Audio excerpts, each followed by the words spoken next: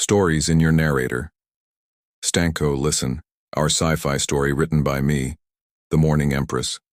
The twin sons of Veralia cast, their dying light across endless dunes of rust-cold sand, painting the desert in shades of amber and bronze. Dr. Lauren Kai wiped sweat. From his brow, Ash knelt beside the excavation site, his weathered hands carefully brushing away millennia of accumulated dust from carved stone that defied explanation. This doesn't match any known Verilian architecture, he murmured, his voice barely audible over the desert wind. Lauren had spent 20 years studying alien civilizations across the galaxy, but the geometric patterns emerging from and challenged everything he thought he knew about this world's history. Lauren, you need to see this, immediately called Maya Sterling from deeper in the dig site. The expedition's historian rarely showed excitement, but her voice carried an urgency that made Lauren's pulse quicken. He'd learned to trust Mia's scholarly instincts during their 3 years. Working together, Lauren made his way down the carefully constructed ramps into the excavation pit, where portable fusion lights illuminated their discovery. Jackson Rivers, their tech specialist, stood mesmerized beside a massive crystalline structure that pulsed with its own ethereal inner light. The energy readings are beyond anything in our databases, Jackson reported, his scanner rapid beeping filling the chamber. This thing has been generating power for thousands of years, maybe longer. The technology is completely alien to our understanding.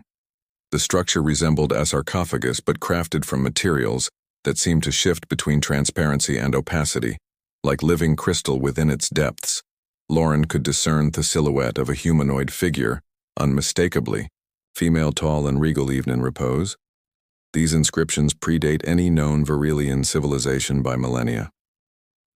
Maya said, her fingers tracing symbols carved around the tomb's base. But there are references in the oldest surviving texts, stories of the morning Empress, a legendary ruler from before the age of interstellar travel. Lauren approached the crystalline tomb, his archaeological instincts overriding caution. The figure inside possessed an otherworldly beauty, with aristocratic features that spoke of nobility and ancient power. Her skin held luminescent power, and she was wrapped in what appeared to be crystalline fibers that glowed with dormant energy. Local legend claims she ruled in an age of wonders. Lauren whispered, remembering tales shared by Verilian traders said to guard secrets that could reshape reality, itself sealed away until the time of greatest need. As Lauren leaned closer to examine intricate patterns on the tomb's surface, his hand inadvertently brushed against a smooth panel near the figure's head. The moment his skin made contact, the entire structure erupted in brilliant light. The team stumbled backward, shielding their eyes, as cascading energy flowed through the crystalline walls. Deep within the tomb, mechanisms that had waited 10 years began to hum with renewed purpose. "Lauren, get away from that thing," Jackson shouted. But Lauren found himself transfixed, watching as the figure inside began to stir with impossible grace. Slowly, majestically, eyes like captured starlight opened within the crystal chamber. They were ancient eyes filled with wisdom and profound sorrow that spoke of eons spent in solitary vigil. When their gazes met through the transparent barrier, Lauren felt the very air around them shift with awakening power. Tomb's surface began dissolving, crystal fibers retracting like living tissue responding to some internal command. The woman within drew her first breath in 10 millennia, her chest rising and falling as systems throughout the structure synchronized with her returning life force. "Welcome, child of Earth," she spoke, her voice carrying harmonics that resonated beyond human hearing. "I am she whom your people call the Morning Empress. The blood of humanity flows in your veins. Only this could break the seals that bound me, eternal sleep." Maya gasped as translation protocols in her equipment struggled with the archaic language. Lauren, the tomb's technology, it was specifically designed to respond to human DNA. "She's been waiting for us." The Empress rose gracefully from her crystalline bed, her movements fluid despite her long slumber. As she stepped free of the tomb, Lauren realized with growing dread and wonder that he had just awakened something far more significant than an ancient ruler. He had awakened humanity's destiny among the stars and possibly its greatest threat. Chapter 2. The Awakening.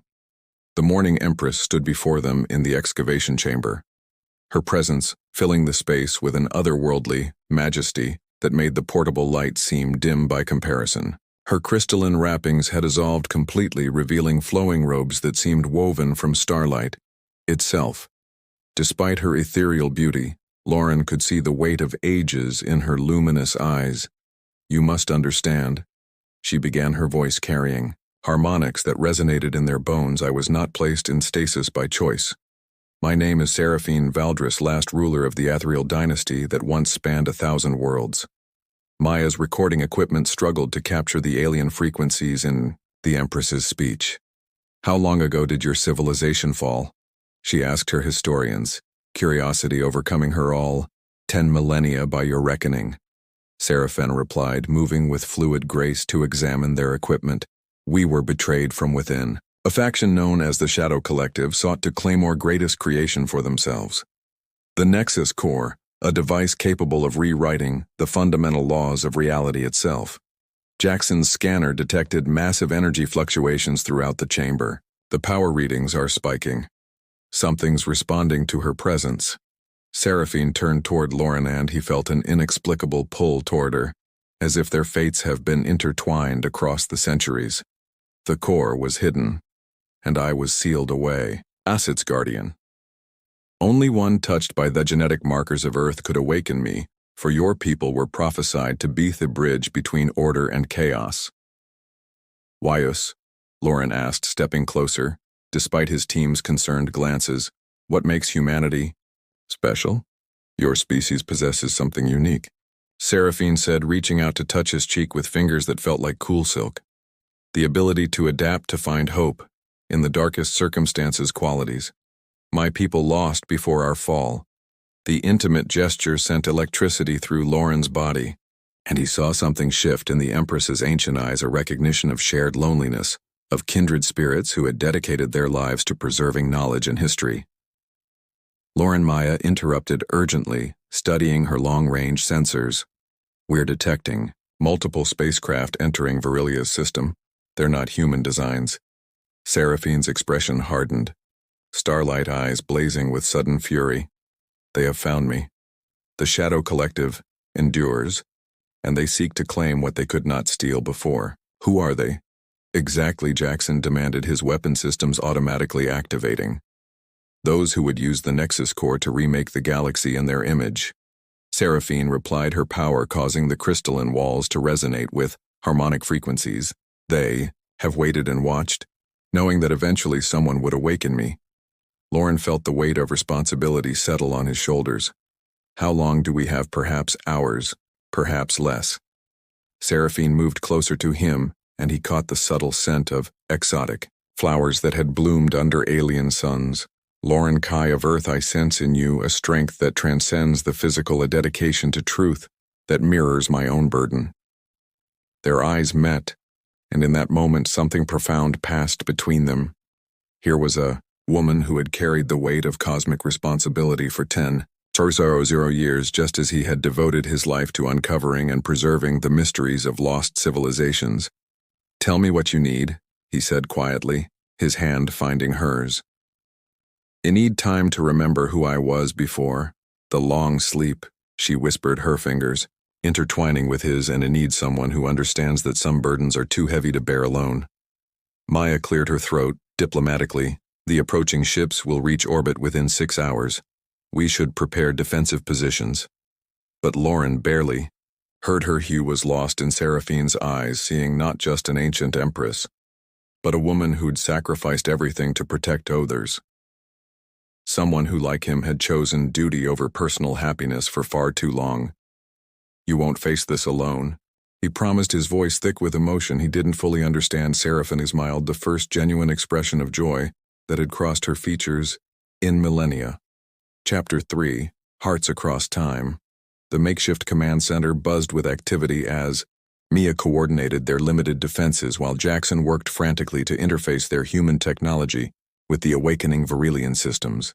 But Lauren found himself drawn away from the preparations following Seraphine as she explored the deeper chambers of her ancient tomb. "These wormy private quarters," she said softly. running her fingers along walls that glowed at her touch. I would retreat her when the weight of ruling became too much to bear. The chamber was beautiful in its alien simplicity. Curved walls that seemed grown rather than built, with surfaces that shifted between transparency and opacity based on some unknown mechanism. Crystal informations grew from the floor like frozen music, creating an atmosphere of serene melancholy. You gave up everything, Lauren observed, watching her with growing admiration. Your life, your freedom, your very existence, all to protect something that might be used for evil. Seraphine turned to face him, and he saw vulnerability beneath her regal composure. I told myself it was duty, but perhaps it was cowardice. I was afraid to trust others with such power, afraid to risk being wrong. That wasn't cowardice, Lauren said, stepping closer. That was love for your people, for life itself. Their proximity in the intimate space created an electric tension that neither could ignore. Lauren reached out to touch her face, marveling at the warmth of her skin despite her otherworldly nature. In all my years of rule, through centuries of loneliness, Seraphine whispered, I never allowed myself to feel what I feel when I look at you. And what do you feel? Lauren asked, his voice husky with emotion. Hope, she breathed. For the first time in 10,000 years, I feel hope. Their lips met in a kiss that seemed to bridge theons between them. Seraphine's touch ignited something primal in Lauren, while his warmth melted the ice that had formed around her heart. During the long sleep, Lauren, she gasped against his mouth. I have waited so long to feel alive again. He pulled her closer, his hands tangling in her luminous hair. As they surrendered to the passion that had been building since their first meeting, her robes dissolved at her will, revealing skin that seemed to glow with its own inner light. You're beautiful, he murmured, tracing the elegant lines of her body with reverent fingers. They came together with desperate hunger, two souls who had carried their burdens alone. For too long, Seraphine's alien nature only heightened the intensity of their connection. Her touch sent waves of pleasure through him that transcended the merely physical, while his very human passion awakened parts of her that she'd thought lost forever. As they moved together in the crystal chamber, the walls around them pulsed with sympathetic energy, responding to the depth of their emotional and physical union. Their lovemaking was both tender and fierce, a claiming that went beyond desire to something approaching spiritual communion. Afterward, as they lay entwined among the alien crystal informations, Seraphine traced patterns on Lauren's chest with fingers that still glowed faintly with expended energy. The Shadow Collective believes power comes from domination, she said quietly. But they never understood that true power comes from connection, from the willingness to trust another with your deepest self. Lauren kissed her forehead, tasting the salt of tears he hadn't realized she'd shed. We'll face them together, Doctor. Kaimaya's voice crackled through their communicators, urgent and strained. You need to get up here now. I've decoded more of their transmissions. What's coming isn't just our recovery mission. Seraphine's body tensed against his. What does she mean, the lead ship? Maya continued. It's commanded by someone calling himself Void, Admiral Crix's. The database fragments I've recovered suggest he was there during your original betrayal. Seraphine sat up abruptly here, yes, blazing with starfire fury. Impossible. Crix died. In the final battle, I saw his ship destroyed myself. Then either the records are wrong, Maya's voice replied grimly, or we're dealing with something far worse than we imagined. Lauren felt Seraphine's hand tighten in his as the weight of ancient betrayal, impossible survival settled between them. Their moment of intimacy had awakened not just their hearts but also the attention of enemies who had waited millennia for this exact opportunity. The real battle was about to begin. Chapter 4. Shadows of the Past.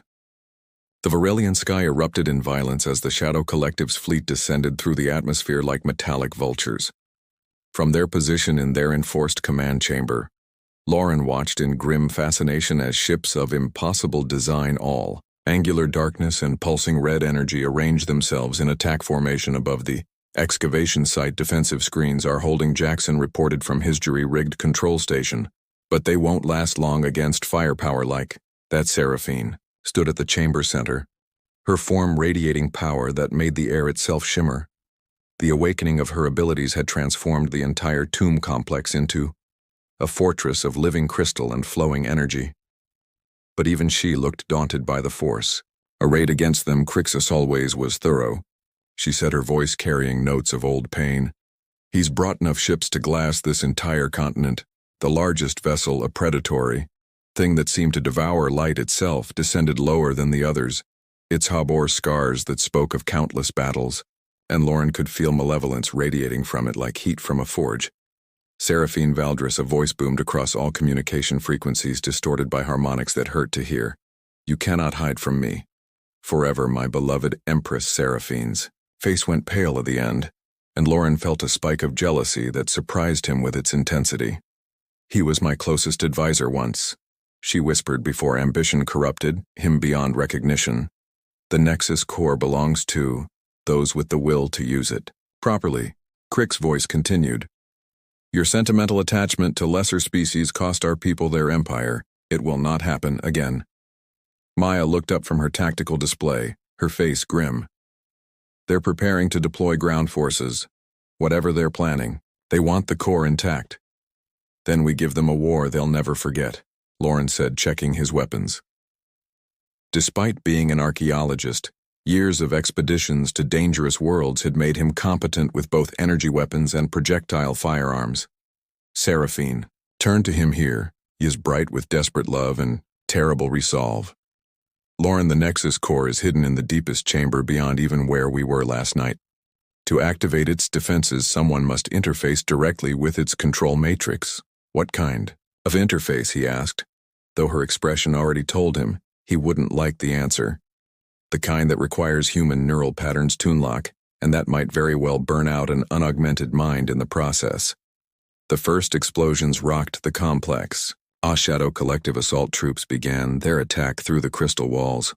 Lauren could see figures in powered armor advancing through the ruins, their weapons cutting through stone and metal with equal ease. I'll do it, he said, without hesitation. Lord, no. Seraphina grabbed his arm, her alien strength easily capable of stopping him. I won't lose you so soon after finding you. And I won't lose you to that madman, Lauren replied, pulling her into a fierce kiss. Besides, you need me to activate it. That's why I'm here, isn't it? The prophecy about Earth's children. Before she could protest further, the chamber's main entrance exploded inward. Shadow Collective soldiers poured through the breach, their weapons firing streams. Oaf energy that left molten scars on everything they touched. Seraphine's power erupted outward in a wave of crystalline force that sent the attackers flying. But more kept coming through the smoke and chaos. A figure in ornate dark armor stepped into the chamber. Void Admiral Crick stood 7 feet tall, his form more machine than organic. Half his face was cybernetic reconstruction, glowing with the same malevolent red as his ship's, while his remaining eye burned with fanatic intensity. Still protecting them, weak EC, he said, his voice a harmony of organic throat and mechanical synthesizer. Some habits die hard even after 10 millennia.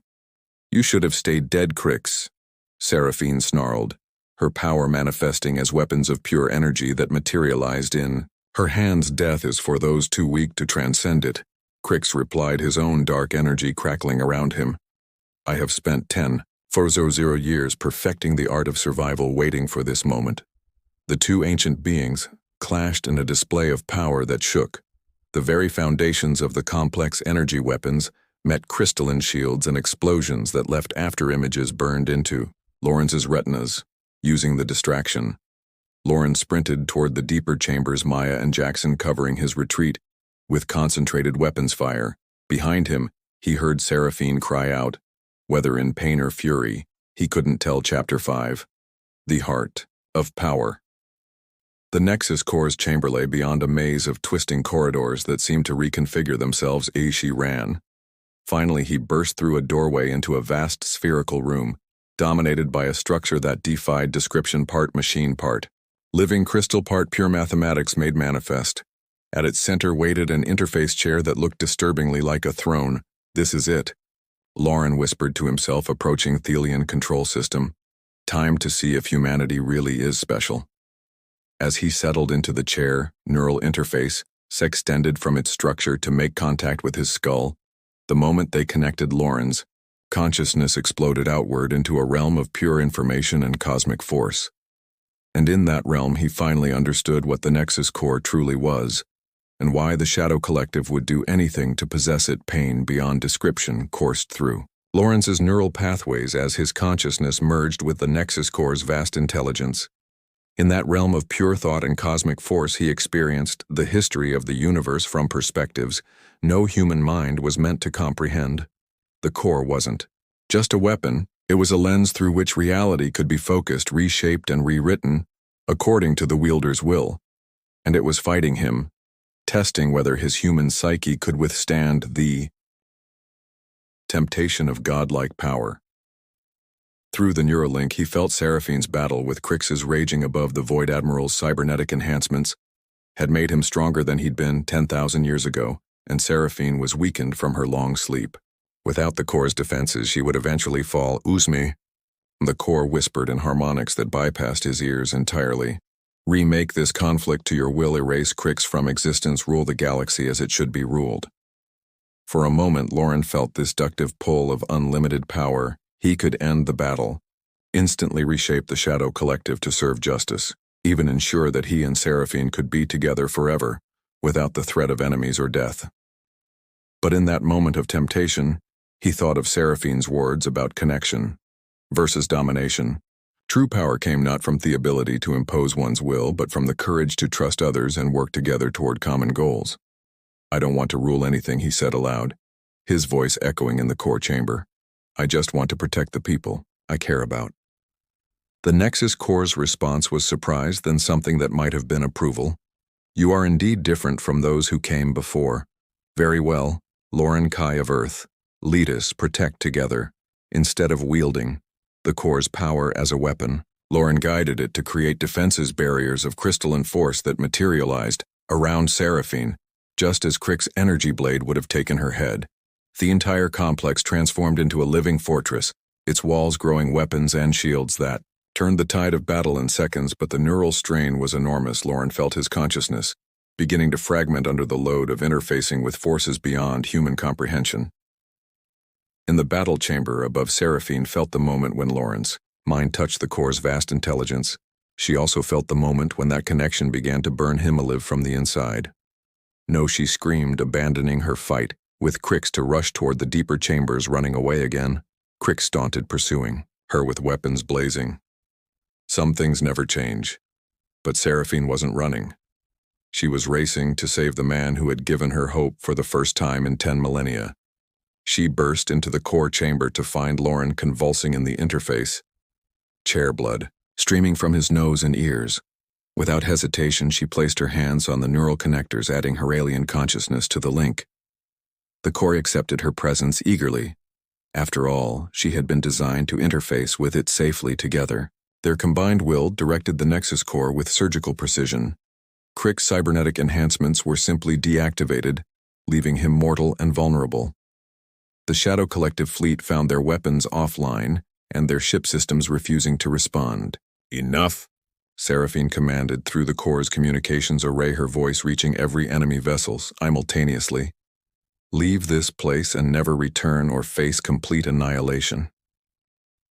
The Void Admiral's forces, stripped of their technological advantages and facing the wrath of a fully awakened Nexus Core, chose the wiser path.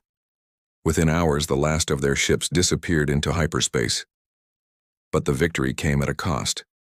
When Seraphine finally managed to safely disconnect them from the core's interface, Lauren collapsed, his neural pathways severely damaged by the strain of channeling cosmic forces. Will here cover, Maya asked as they carried him to the medical bay.